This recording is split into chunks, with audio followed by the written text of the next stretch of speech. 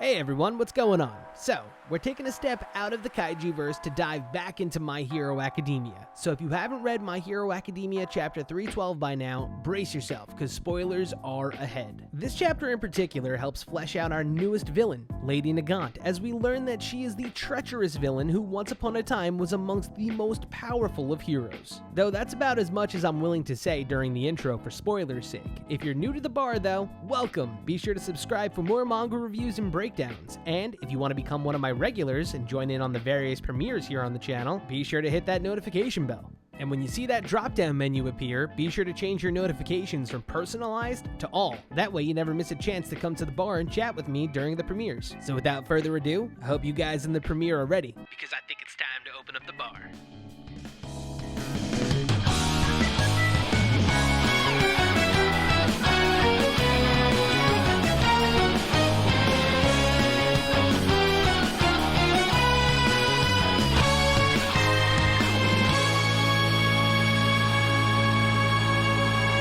Alright, welcome to the bar, folks. I'm glad you all could join me here today. So, before we get started, I have to address two things that I missed out from last week's chapter review that everyone in the premiere made a point to point out. The first being that All Might was probably attacked by Lady Nagant herself and not one of her teammates. And the biggest one that I completely overlooked was the fact that Overhaul is the man missing his arms in last week's cliffhanger. I was so taken aback by the development amongst Hawks and other pros that I didn't focus in hard enough on the developing story around Deku. Either way, today I have a theory as to why Lady Nagant might be dragging Overhaul with her, so be sure to stick around till the end. But for now, let's head over to the wall and talk about my favorite parts of chapter 312.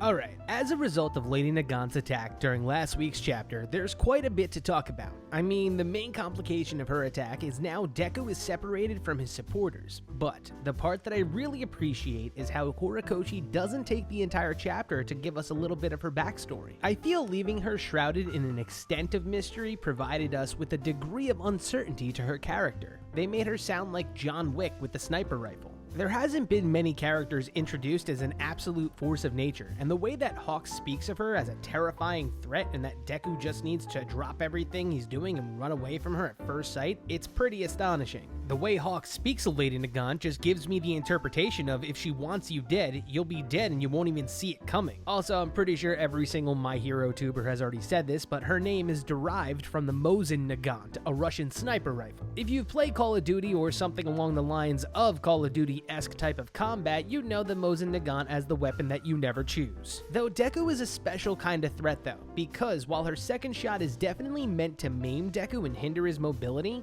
she misses. And the way that she reacts to Deku dodging her bullets, it should be telling all of us that she's never gone up against somebody who's as unpredictable as Deku. Though when she begins to get serious, she sends out a series of shots as a distraction and sends one behind Deku to open him up from the front. The thing is, Deku's able to barehand the shit out of her bullets, which helps us understand why All For One has this interest in him. But she was able to destroy one of his gauntlets on his arm. The story then takes a chance to give us a little bit of a backstory about Nagant by showing us that her and Snipe were rival shooters, and while Snipe's quirk enables him to control anything that he projects or he throws, Lady Nagant on the other hand is able to control her sniper rifle on sheer skill alone. Meaning when she does this crazy swooping shot against Deku, that was just her sheer skill with the sniper rifle. Additionally, Snipe breaks down her quirk even further by saying that the real trick of the trade is her hair. Her hair hardens up like some sort of crazy epoxy and creates a bullet that's stronger than any ammo out there. And a little bit of context tells us that the reason why her hair was so short in prison is because the prison keeps her hair short on sheer principle. If her hair gets too long, who knows what she can create? It's in the same vein as to why Muscular and Stain were in straitjackets. Anyways, the chapter moves back to the present after breaking down what her quirk does. It really doesn't give us the reason why she's considered the treacherous hero, but we see that back in the present, Deku's plan is starting to break apart. Nagant is lighting Deku up, and if it weren't for the fourth user's quirk,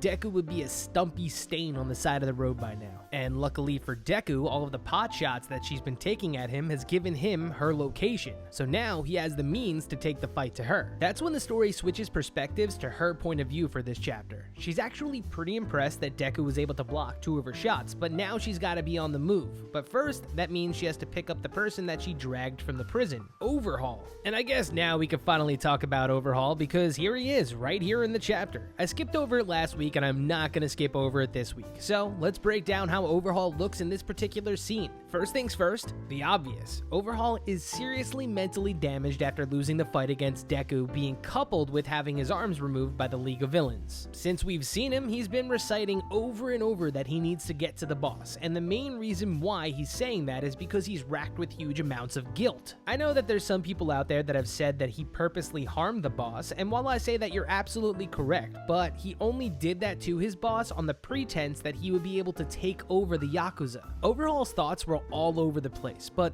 the two things that he wanted to do was restore the Yakuza to its former glory and surprise his surrogate father with this brand new organization that he built. By the end of the Shiosaikai arc, Overhaul had seriously lost his way and became a corrupt gangster who stepped on the toes of the ultimate evil. That's why he is where he is now, because he's been completely defeated. But now that the power of hindsight is kicking in, all that he thinks about is the fact that he's the only person that could possibly restore the boss. It's kinda sad to see him like this, but at the same time, he kinda did it to himself. So how much pity can we actually feel for a bad guy who would kill a little girl and then immediately bring her back to life? Which kind of brings me to the theory that I was going to bring up earlier, because there's a couple of reasons as to why I think that Overhaul could be with Lady Nagant. Now, my top two that I'm going to bring up for this video is I think that Lady Nagant might have somebody that wants Overhaul, or she might have somebody that could benefit from Overhaul's quirk. Now, the reason why I say this is because the next part of the chapter that we see is the conversation that takes place between her and All For One.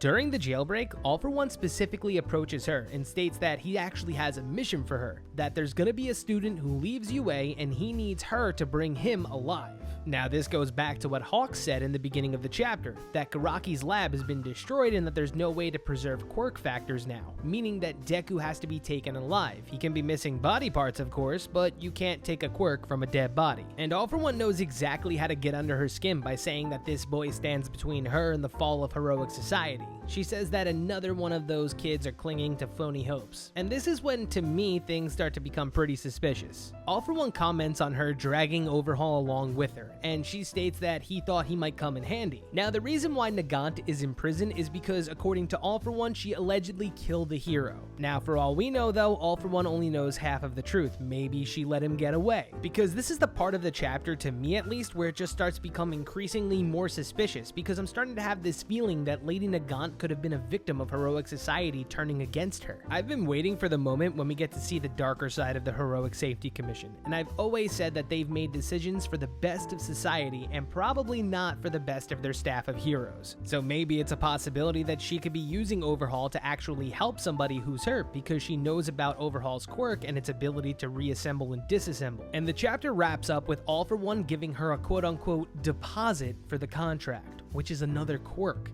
Airwalk.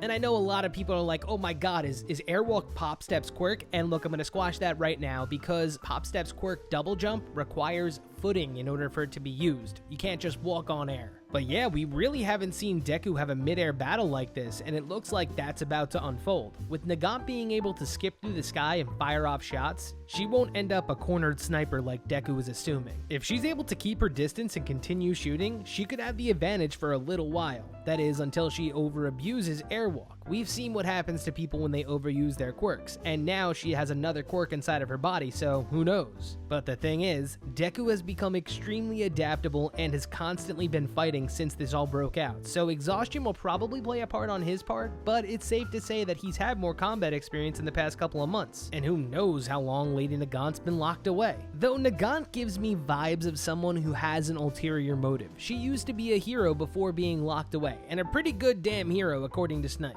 So it makes me think that she killed a high-profile hero that might have had his hands or her hands on some nasty dealings, or maybe to an extent was framed. Maybe that's why she has such a grudge against heroic society as it is, because it turned its back on her. We've seen with villains like Gentle that heroic society tends to put people in their mouth, chew them up, and spit them out. And she could honestly just be on that extreme side of the spectrum. And maybe when Deku puts Lady Nagant on the ropes, she becomes the person that tries to explain to Deku that heroic society turned their back on her when genuinely she found a hero that was a threat. We've seen that the Commission tends to turn their backs on heroes' personal lives. They've let Endeavor go unchecked for 20 somewhat years because everybody knew Endeavor married married his wife specifically for cork breeding. Even the commission, they just didn't say anything because they really didn't care. He was the number 2 hero and he was supporting Japan, making them look good. Now if Nagant has a strong sense of justice and that justice becomes perverted by the people that she thought was supposed to be the main forces for good, you can create a pretty heinous villain. Either way, what I think chapter 312 did really well is that it gave us backstory and development of the plot that has been unfolding. If a story figures out how to balance those properly,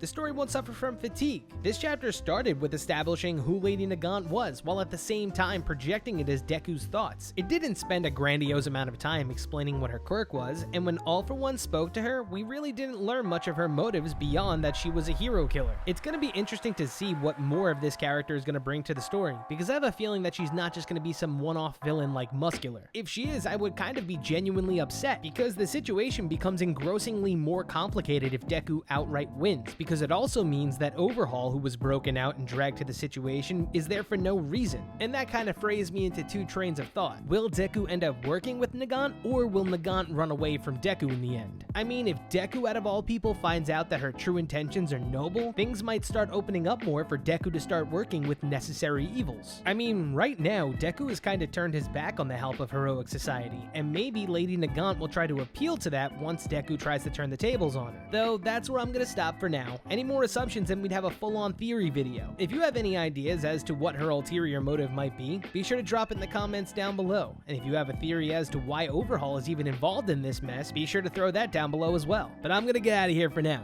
Keep your head down and your chin up, folks. Cheers.